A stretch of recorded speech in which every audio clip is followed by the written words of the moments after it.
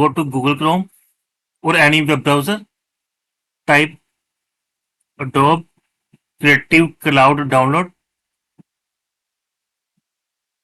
click on the first side which is open.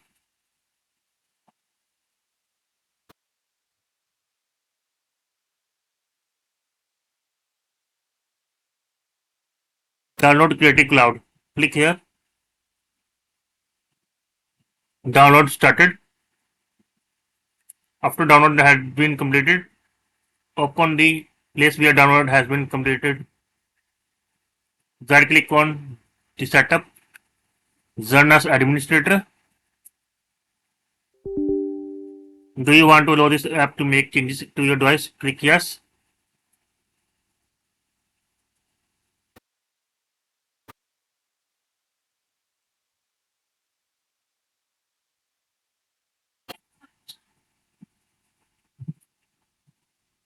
Please select what to best describe your current role